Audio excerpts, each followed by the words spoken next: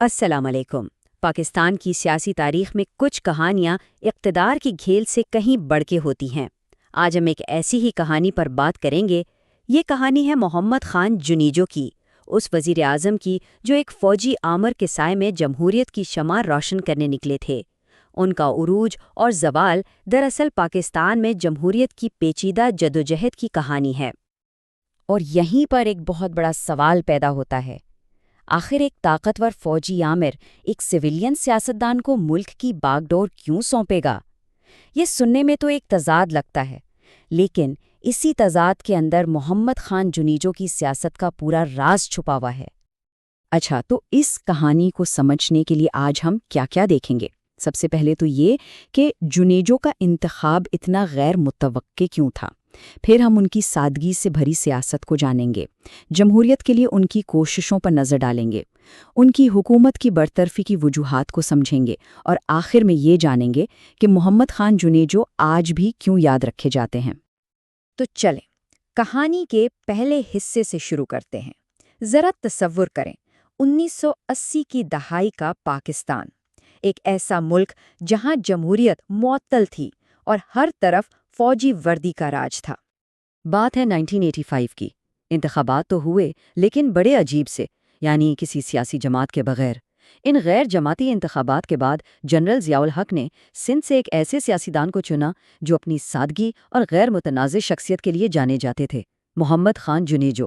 یہ انتخاب سب کے لیے حیران کن تھا، کیونکہ قومی سطح پر جنیجو کوئی بڑا سیاسی نام نہیں تھے۔ لیکن آخر یہ محمد خان جنیجو تھے کون؟ ان کی شخصیت میں ایسا کیا تھا جس نے انہیں اس کردار کے لیے مناسب بنایا؟ چلیں ذرا پیچھے چلتے ہیں اور دیکھتے ہیں کہ وہ کہاں سے آئے تھے۔ دیکھیں، ان کی پہچان کوئی بڑی بڑی ڈگریوں سے نہیں تھی، بلکہ اپنی سادگی، ایمانداری اور تحمل سے تھی۔ وہ زمین سے جڑے ہوئے انسان تھے جن کا تعلق سندھ کے ایک زرعی خاندان سے تھا۔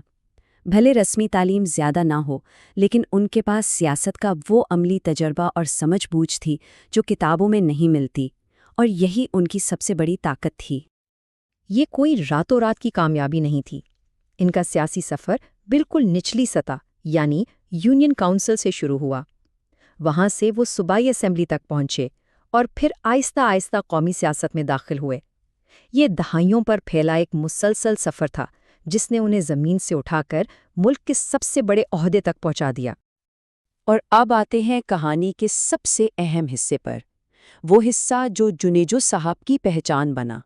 وزیر اعظم کا حلف اٹھانے کے بعد انہوں نے ایک فوجی حکومت کے سائے میں رہتے ہوئے جمہوریت کو بحال کرنے کی کوشش کیسے کی؟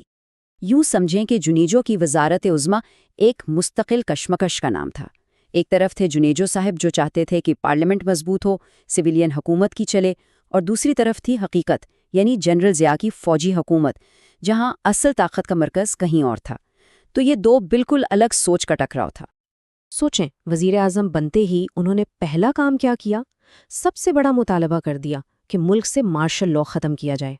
یہ ایک انتہائی ہمت والا قدم تھا جس کے نتیجے میں ملک میں 8 سال سے نافذ فوجی قانون ختم ہوا اور پارلیمنٹ کو صحیح معنوں میں کام کرنے کا موقع ملا۔ اب سال آتا ہے 1988 کا، اور یہ سال بہت اہم تھا۔ اس سال جنیجو حکومت نے عالمی سطح پر ایک ایسی کامیابی حاصل کی جس نے سب کو حیران کر دیا۔ یہ تھا جنیوا معاہدہ۔ اس معاہدے کی وجہ سے افغانستان سے سوویت یونین کی فوجیں واپس گئی۔ یہ نہ صرف پورے خطے کے لیے بلکہ خاص طور پر جنیجو حکومت کے لیے ایک بہت بڑی بین الاقوامی کامیابی تھی جس نے پاکستان کا سفارتی قد بہت بلند کیا۔ مگر اصل اور سب سے ہمت والا قدم تو ابھی باقی تھا۔ انہوں نے پارلیمنٹ میں دفاعی بجٹ پر بحث شروع کروا دی۔ ذرا سوچیں، ایک ایسا موضوع جس پر پاکستان میں بات کرنا بھی منع سمجھا جاتا تھا، یہ سیدھا فوج کے اختیارات کو چیلنج کرنے جیسا تھا، اور بس یہیں سے اصل لڑائی شروع ہو گئی۔ ظاہر ہے یہ کشمکش زیادہ دن نہیں چل سکتی تھی۔ آخر وہ وقت آ ہی گیا جب ایک سویلین وزیر اعظم اور فوجی صدر کے درمیان طاقت کا یہ کھیل اپنے انجام کو پہنچنے والا تھا۔ اور اس کشمکش کا انجام آئین کے ایک خاص آرٹیکل میں چھپا تھا۔ آرٹیکل 58(2)(b) یہ آرٹیکل صدر کو اتنی طاقت دیتا تھا کہ وہ جب چاہے ایک منتخب حکومت اور پوری اسمبلی کو گھر بھیج سکتا تھا۔ سمجھیں کہ یہ جمہوریت کے سر پر لٹکتی ہوئی ایک تلوار تھی۔ اور پھر وہی ہوا 29 مئی 1988 جنرل ضیاء الحق نے اسی تلوار کا استعمال کیا۔ ایک ہی جھٹکے میں انہوں نے محمد خان جنیجو کی حکومت ختم کر دی اور قومی اسمبلی توڑ دی۔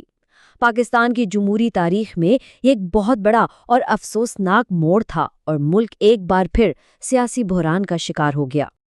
تو کیا اس کا مطلب یہ ہے کہ جنیجو صاحب ناکام ہو گئے، ان کی کہانی ختم ہو گئی؟ نہیں، بالکل نہیں، بلکہ ان کے چھوٹے سے دور نے ایسے بیج بوئے تھے جن کا اثر آج بھی محسوس کیا جاتا ہے۔ محمد خان جنیجو کو آج بھی کیوں یاد کیا جاتا ہے؟ ان کی سادگی کی وجہ سے، ان کی ایمانداری کی وجہ سے، اور سب سے بڑھ کر ان کی اصول پسندی کی وجہ سے۔ ان کی سب سے بڑی میراث یہی تھی کہ انہوں نے ایک فوجی آمر کے دور میں بھی پارلیمنٹ کی بالادستی کے لیے آواز اٹھائی۔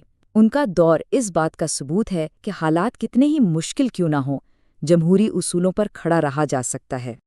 اقتدار سے ہٹنے کے بعد بھی جنیجو صاحب بدلے نہیں۔ ہاں، ان کے پاس پہلے جیسی طاقت نہیں تھی، لیکن وہ اپنے اصولوں پر قائم رہے اور 1993 میں اپنے انتقال تک وہ جمہوریت کی ایک مضبوط آواز بنے رہے۔